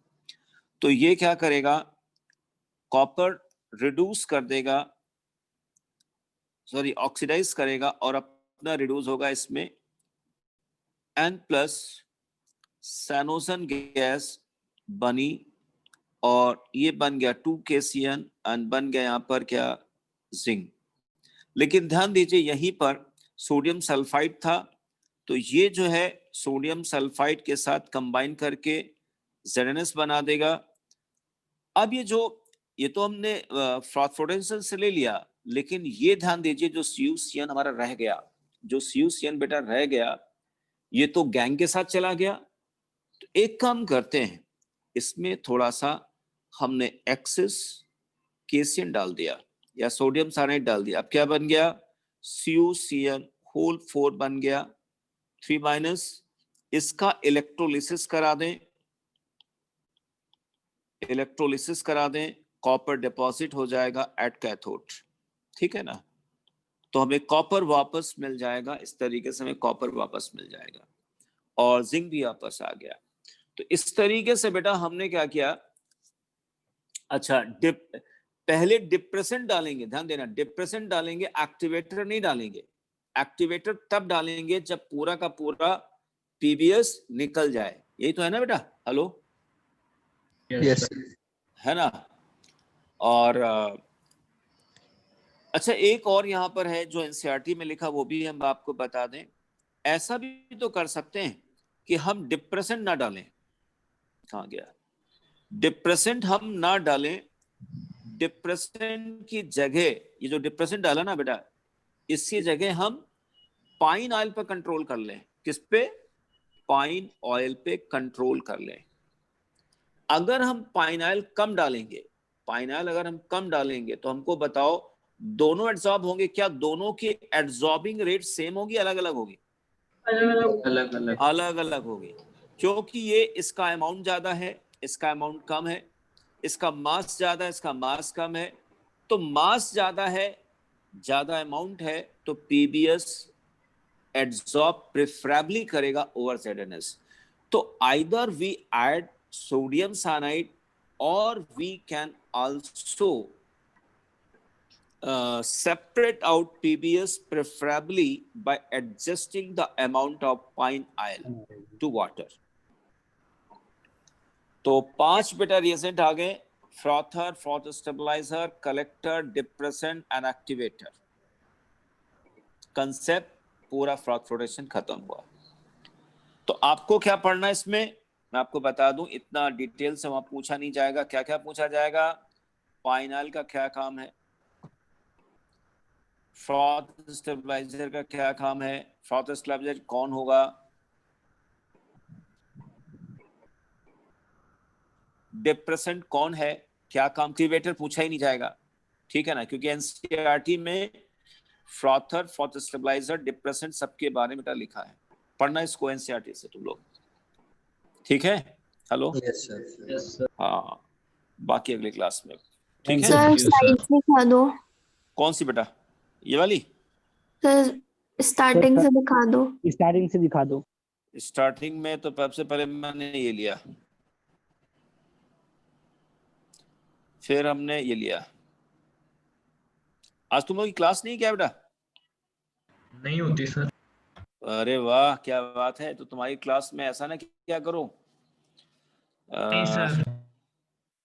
नहीं, तुम्हारी क्लास में 5:30 बजे के बजाय 5:45 से लिया करो, कहने का मतलब ये, क्योंकि मैं भी उधर क्या होता क्लास जो छूटता हूँ 5 बजे से, बहुत गड़बड़ हो जाती, मतलब उनकी क्लास में छोड़ता हूँ 5 मिनट के बाद में आपकी क्लास, मतलब 5:45 से थोड़ा तसल्ली से स्टार्ट करूँ मैं भी, चाय पानी पी के, तो एनर्जी फुल रहे।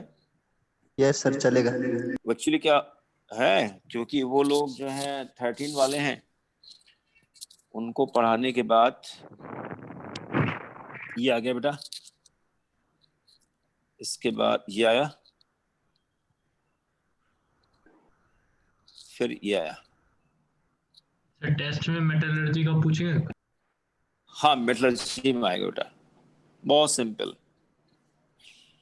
मेटलर्जी में एक काम करना बेटा, तुम लोग एनसीईआरटी से ये 3 चीजें पढ़ लेना, मैग्नेटिक सेपरेशन, फ्रॉथ फ्लोटेशन और ग्रेविटी सेपरेशन, है ना। तो देखा जाए तो कंसंट्रेशन हम लोगों का खत्म हो गया, एक रह गया इलेक्ट्रोस्टैटिक मेथड, वो 2 मिनट का है, 2 मिनट का है। हालांकि आज की डेट में इलेक्ट्रोस्टैटिक मेथड पूरा बेटा खत्म हो चुका है, समझे बेटा, इलेक्ट्रोस्टैटिक मेथड पूरा का पूरा आज कोई यूज ही नहीं करता है। चलो 2 ही मिनट लगेंगे, बता ही देता हूं। एक्चुअली जितनी पुरानी किताबें हैं इलेक्ट्रोस्टैटिक मेथड,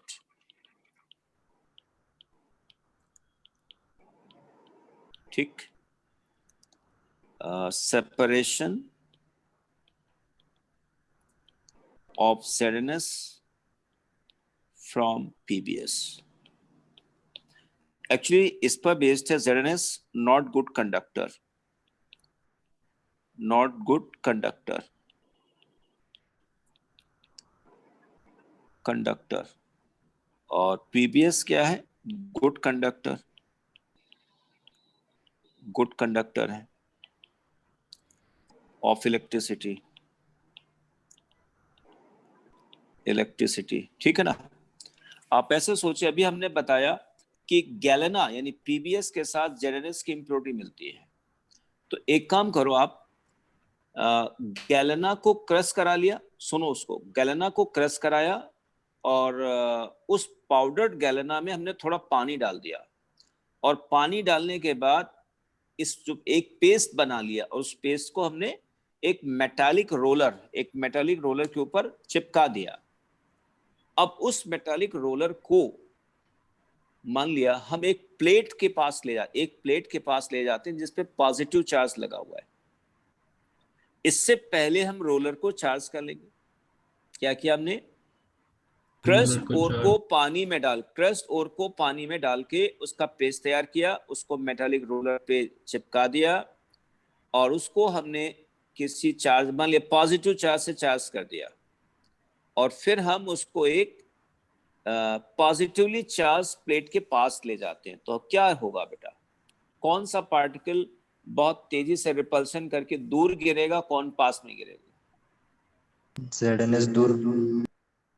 ZNS पास में गिरेगा, PBS दूर गिरेगा ना। PBS पे पॉजिटिव चार्ज आ गया, प्लेट पे भी पॉजिटिव चार्ज है, ठीक है ना।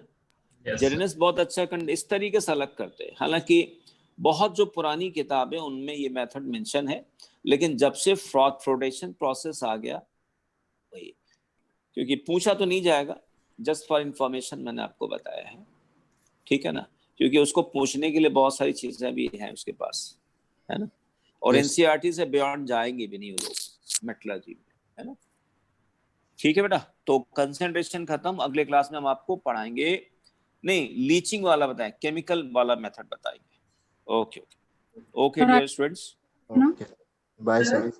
Okay. you, sir. Thank you. Good night. Good night. Good night, student. Good night. Sir एक बार एक्सेस अमोनिया में जो कॉम्प्लेक्स बनता है जो नहीं बनाते वो बता दीजिए नहीं क्या? अरे यार तुम क्या पढ़ ले तो यार, यहाँ फेरिक बनाएगा, आयरन और मैग्नीज और मरकरी के नहीं बनाएंगे बस, है ना। आयरन मैग्नीज मरकरी नहीं बनाएंगे। सर हाँ बोलो सर आप शीट से पढ़ा दिया करो ना, आपको लिखने में बहुत टाइम लग जाता है। हाँ तो सीट में जो हम लिखते हैं सीट में कहाँ लिखा मिलेगा सर शीट जो में हम लिखा बोलेंगे हुआ है सीट ना। जो हम बोलेंगे सीट में मिलेगा नहीं ना, चक्कर ये मिलेगा। हाँ सर मिलेगा, डिट्टो लिखा हुआ है सर। नहीं सर ऐसे ही पढ़ाओ। नहीं मिलेगा, नहीं सर ऐसे सर ही अपना ठीक। नोट्स नहीं मिलेगा। सर मैं तो शीट रखा हूँ, शीट से मतलब तो मैच हवा हो करता है जाता सर जो भी आप पढ़ा रहे हो उसको। हाँ तो मैच तो करेगा ही भाई, ऐसा थोड़ी वर्ड टू वर्ड थोड़ी मैच करता होगा कि मैच करता है उसमें। आपका नहीं जो सर, notes नहीं है सर। सर वो भेज दीजिए सर। है आपका करता है जो सर। नोट्स है सर वो भेज दीजिएगा, जैसे भेजे थे ना सोल्ट एनालिसिस उस टाइप ऑफ रिएक्शन। सर अभी मैंने मेटलर्जी की थ्योरी शीट भी। नहीं मेटलर्जी की अभी मैंने भेजा था ना आपको, पिछले को मैं 4-5 पेज वो तो भेजे सर थे नहीं पिछले भेजे? क्लास सर के एक नोट्स ही थे बार वो। 4-5 पे जीता सर वो। नहीं सर तो पूरा भेज उस दिन दीजिए। का भेज दिया, उस दिन का भेज दिया, अब आज का भेज देंगे। अब एक्चुअली क्या मेरे पास उसका पीडीएफ नहीं है, वो बुक सेलर के पास है, तो अब वो आ नहीं रहा, आज भी छूट गए थे। तो अच्छा वो मेरे लेक्चर आ रहे हैं सल्फ्यूरिक एसिड के, आप लोगों ने देखे नहीं देखे? नहीं सर। सल्फ्यूरिक एसिड पर आज मैंने खत्म करा दिया है। अब कल अगले क्लास मंडे से मैं डिस्प्रपोर्शनेशन के लेक्चर दूंगा, ठीक है? तो मैंने कहा वो ठीक लग रहे नहीं लग रहे, मैंने इसलिए पूछा था आप लोगों को। नाइट्रिक एसिड के देखे किसी ने? हाँ सर देख लिए। हाँ सर, देखिए। नाइट्रिक एसिड का ठीक था Yes. नाइट्रिक हाँ एसिड? सर, बढ़िया था, पूरा समझ में आ गया। अच्छा ठीक। हाँ वो बहुत हल्का दिया, उसमें हल्का थोड़ा रिड्यूस कर दिया है और वो फटाफट होता चला गया होगा, है ना। मेन बातें आ गई और क्या दिक्कत भाई, जो मेन बातें थी भाई आ गई सब चीजें, और क्या मतलब है ना।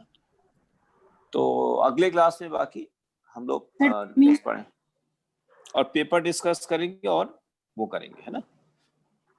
ठीक है बेटा, तो अगली क्लास में मैं रखूंगा 5:45 पे रखूंगा, है ना, ताकि मेरे को 10 मिनट मिल जाए मेरे को भी, ठीक है? Yes, sir. ठीक है sir.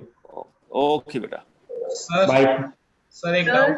Okay bye, best of luck. हाँ बोलते सर जाओ। वो इम्पोर्टेंट नोट्स में एक नोट पॉइंट लिखा था कि group cations which are precipitated by corresponding group reagent can also be precipitated by lower group but never by upper group reagent। हाँ तो अगले वाले का केएसपी आई होगा ना।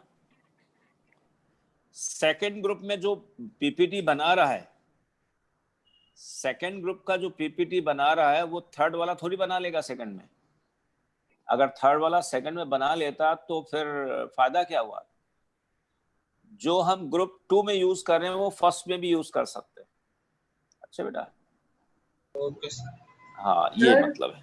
हाँ सर बोलो। कमर्शियली सबसे ज्यादा एक्सट्रैक्शन ऑफ मेटल्स के लिए कौन सी मेथड यूज होती है? क्या चीज फिर से बोलो बेटा? सर सबसे ज्यादा एक्सट्रैक्शन ऑफ मेटल्स के लिए कौन सी मेथड यूज होती है कमर्शियल लेवल पे? कमर्शियल लेवल पर ज्यादा पायरोमेटलर्जी, यस सर। क्योंकि काफी सारे मेटल इसमें कवर होते हैं, है ना। ठीक है बेटा।